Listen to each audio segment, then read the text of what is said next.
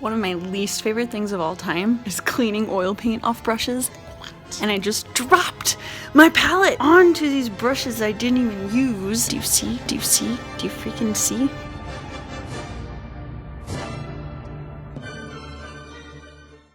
Anyways, if you want to support this channel at all, you can do so by following any of my social media accounts at Sealark, or by buying one of my paintings, Sealark.com, or check out my Patreon. All the links are in my description.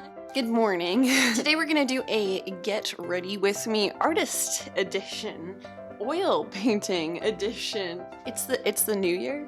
Well, yesterday was New Year's Day.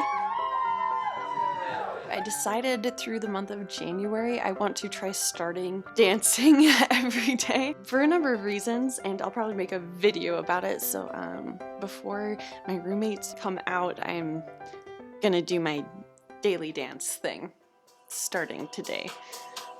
Let's do that.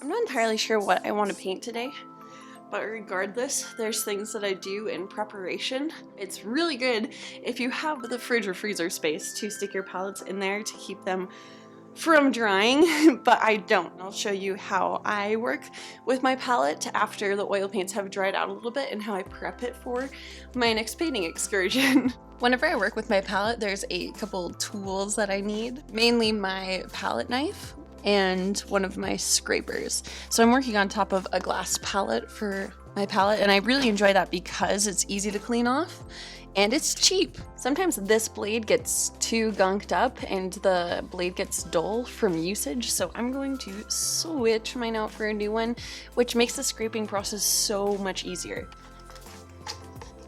Usually I clear off one side of this first so that as I'm scraping the rest of it down, I have a place to put my little pools of still nice, smooth, liquidy paint. So you can see there's some surface resistance on the top of this one. That means the top layer's dried out, so I'm going to scoop out the middle. And now that rest of this is just trash. I'm wiping my palette knife off every time so that I have a clean knife when I'm dipping into the new colors and moving them back onto the palette.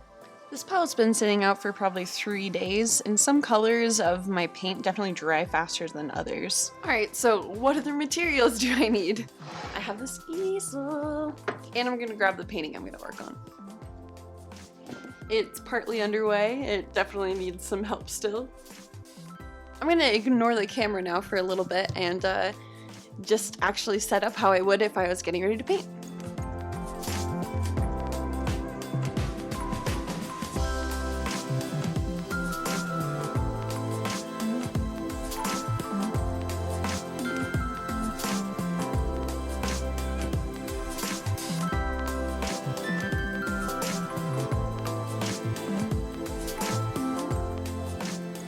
Have my painting set up, got my references. You can see I'm working from 2 different reference photos, but I'm combining them in a way so that it looks fairly different.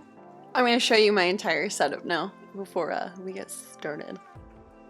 We have this. I like to be very organized with my paint colors and keeping a lot of mixing space available for me. A palette knife for mixing. This for when I need to clean up my palette mid-painting. My paintbrushes. Some rags or paper towels are going to be really useful so that I can wipe my paintbrush off on here throughout the whole process. I'm going to need my paints. I use a couple different brands. Grumbacher, some Winsor Newton, and I'm using the artist grade because artist grade has more pigment and less oil, so you get more opaque paint. I also have Liquin. It's in an unidentified container right now.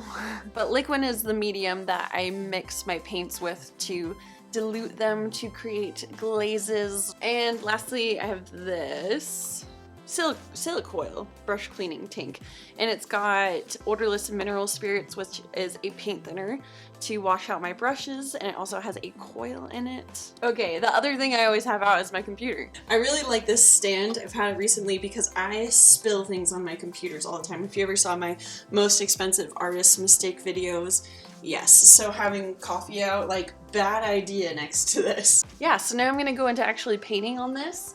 Things I have to do are add layers, clean it up, this hotel sign. I've had this notion in my head that I want to do stuff with fonts lately, and so I'm trying it. It's also kind of experimental for me to be combining reference photos because you can definitely go wrong, and I don't know that I have, honestly, all the technical skills to make a realistic image combining two things and trying to make the light match. So yeah, let's do a painting. What is the line of get ready with me and we're just making the painting? Part of this is prep work in the sense that I'm laying a better foundational technical groundwork for when I dive into the oil painting portion of this. You see, I have mad respect after this project for people who do type work, calligraphy, font painting. There's a high degree of technical understanding and it's a whole new skill set, and originally when I did the oil painting of this hotel sign, I looked at it and was like, that's wiggity whack. I gotta redo that. So I did go over the oil painting with acrylic paint, but it's all sturdy, it's held in. I went over it again with oil paint. It looks fine. So don't worry about that. It's good. I needed to do this acrylic so that after I measured out and did a much more technical drawing of these letters, yes, I actually gridded out the thickness of the letters and tried to make it not wonky, but I needed a quickly drying layer, something I could paint over what was already existing so I could get a better visual of what was old marks that I wanted to eradicate and what are new marks that I wanted to improve the painting with. And then afterwards, I did my top layer with oils. All y'all know I'm a big fan of doing underpaintings in acrylic. It's much faster drying. The paint holds in place. It's not going to move around or get muddy if you're painting into it wet on wet, like with oils it can do. And so when you need extreme precision, it's especially useful. I know it seems like I'm painting. We're still in the get ready with me. The next part of getting ready for this oil painting was getting my palette ready, was pre-mixing colors. I really like having some mixed up paint so that I have some of the legwork already done. I can dip into paints that I have mixed and I feel confident about, or if I need to tweak, it's only minor tweaks, and it allows me to much more quickly get into the bulk of painting. I did use masking tape on this. I've told you guys a million different hacks at this point, well, 2 different hacks at this point for using masking tape in your paintings, but let me tell you, I just got feedback that you should use painter's tape and it works without all the hacks, so I'm gonna just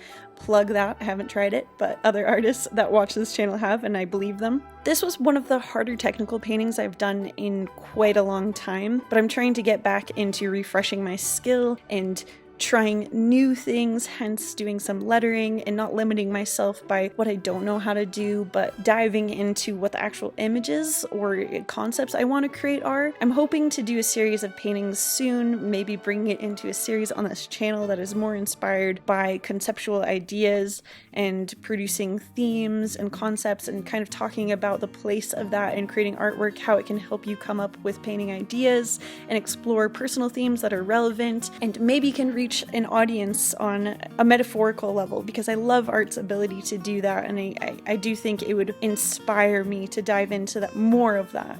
One of the harder technical problems with this piece was that I painted the background in with oils before I did the lettering, which is the most difficult part to begin with, but then I couldn't rest my palm on the actual surface to have a stable hand, which is probably why my teachers in school tried to teach us to hold paintbrushes further out.